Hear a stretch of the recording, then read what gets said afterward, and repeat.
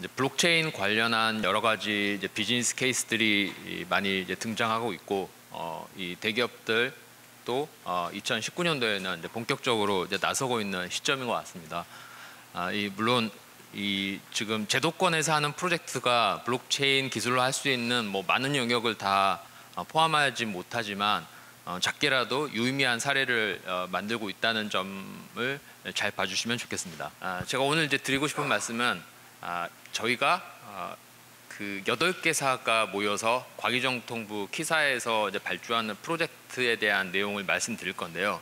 구체적인 이제 프로젝트 자체보다는 저희가 왜 이런 고민을 하게 됐고 이걸 통해서 무엇을 얻고자 하는지, 그리고 이게 우리 일반 사용자에게 어떤 의미를 가지고 있는지에 대한 내용을 중심으로 말씀을 드리겠습니다. 저희 프로젝트의 시작은 바로 프라이버시입니다. 프라이버시고 이 개인의 디지털 주권, 개인 정보에 대한 자기 주권들을 어떻게 확보해 나가야 되는지에 대한 고민에서 시작을 했습니다. 사실 디지털화 또는 이 4차 산업혁명이 이야기하고 있는 이 디지털 트랜스포메이션이라고 하는 거대한 이 물결 속에서 많은 것들이 서로 다 연결되어 가고 있죠. 그리고 최근 올해는 5G까지 상용화가 되어 있고 이런 커넥티비티는 갈수록 더 확대될 것으로 보여지는데요. 우리가 지향하고 있는 이런 데이터 경제의 또 이면에는 어떤 게 있냐면 이런 많은 막대한 데이터를 수집하고 저장하고 분석하는 과정에서 개인 정보가 상당히 유출되는 그런 경우들도 있고, 또한 개인의 동의 없이 무단으로 이제 기업이 개인 정보를 활용하는 그런 케이스들이 많이 등장을 하고 있습니다. 특히 이제 기억하시겠지만 작년 2018년도에는 페이스북의 프라이버시 스캔들이 여러 차례 있었죠. 이제 가장 크게는 이제 캠브리지 어널리티카라는 그 마케팅 에이전시죠. 그 마케팅 에이전시가 5천만 명 정도의 페이스북 유저 정보를 가지고 실제 미국 대선 마케팅 캠페인에 활용을 했습니다. 근데 그게 이제 발견이 됐고 거기에 대한 문제 제기가 이제 있었고, 실제로 막대한 벌금을 이제 페이스북에 막대한 벌금까지 이제 부과되고 있는 상황입니다. 그런데 이게 더 놀라운 거는 뭐냐면 그게 인위적으로 불법적으로 페이스북의 그런 개인정보를 탈취한 그런 개념이 아니라 페이스북이 제공하고 있는 오픈 그래픽 API라는, 그러니까 페이스북은 데이터 경제를 위한 그런 온라인 서비스를 하는, 그러니까 소셜 서비스를 하는 기업입니다. 거기서 제공하고 있는 사람의 그런 취향 그래프를 가지고 그 데이터를 수집을 한 거죠. 근데 그게 어떻게 보면은 이면에는 페이스북이 광고 비즈니스 또는 데이터 경제 비즈니스를 하기 위한 실제로 그 밑바탕을 이루고 있는 게 이 개인정보 침해에 상당한 이 문제를 일으켰다는 게 본 사건의 핵심이라고 말씀드릴 수 있겠습니다. 다음. 그래서 이게 비단 이거는 페이스북만의 문제가 아니라 이 개인정보 이슈, 프라이버시 이슈는 커넥티비티가 앞으로 확대되면 확대될수록 더 많은 문제를 낳습니다. 그래서 올해 3월에는 뉴욕타임즈에서는 이 프라이버시 이슈만을 별도로 다루는 그런 섹션까지 이제 만들었고요. 결국은 이 데이터 경제 또는 데이터의 가치를 창출하기 위한 노력이 이 프라이버시 보호 이슈와 이제 충돌하면서 우리가 좀 더 근본적인 고민을 해야 될 것 같습니다. 그래서 이제 이런 어떤 시대적인 흐름을 보고 문제 제기를 한 이 학자가 있습니다. 하버드의 쇼샤나 주보프 교수라는 분이 올해 초에 그 감시 자본주의 시대라는 이제 책을 썼는데, 이 책이 한 700페이지 정도 되는데 여기서 이런 디지털 시대, 이런 디지털 이 일종의 몬스터들이죠. 페이스북이든 구글이든 고객의 데이터를 가지고 뭔가 밸류를 창출하는 그런 기업들이 이제 가지고 간 문제점들을 낱낱이 지적을 하고 있습니다.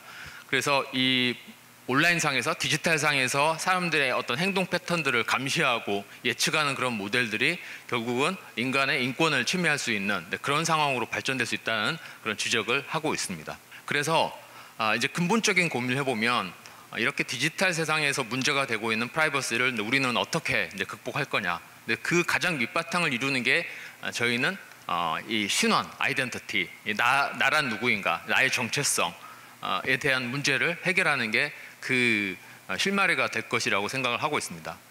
그래서 이제 과거에는 오른쪽에 보시면 개별 신원 모델은 뭐냐면은 우리가 온라인상에서 특정 서비스 접속할 때마다 아이디 패스워드 만들잖아요. 계속 그렇게 해오고 있죠. 그런데 너무나 많은 웹사이트를 가입해서 사용해야 되기 때문에 패스워드를 자주 이제 분실하면은 다시 또 갱신해야 될 이런 번거로움이 있습니다. 그래서 많이 쓰고 있는 것 중에 하나가 페이스북이나 구글이나 또는 네이버, 카카오를 통한 인증이죠. 그러니까 이건 뭐냐면은 그 개별 사이트에 대한 아이디 패스워드는 잊어버려도 네이버 또는 구글 아이디를 기억하고 있으면 그 아이디로 액세스하는 방식입니다. 이거 한편으로는 되게 고객 입장에서, 사용자 입장에서는 되게 편리하죠. 그러나 반면 문제가 생기면, 그러니까 페이스북 사례처럼 이 서비스에서 문제가 생기면 내가 액세스하는 수많은 사이트에서 내가 나의 정보들이 유출될 우려가 있는 거죠. 그래서 최근에 등장한 거는 이 자기주권 신원 모델입니다. 이건 어떤 개념이냐면 그 개인정보를 내가 직접 통제하고 나의 통제하에 내가 개인정보를 제출하는 그런 방식입니다. 다음.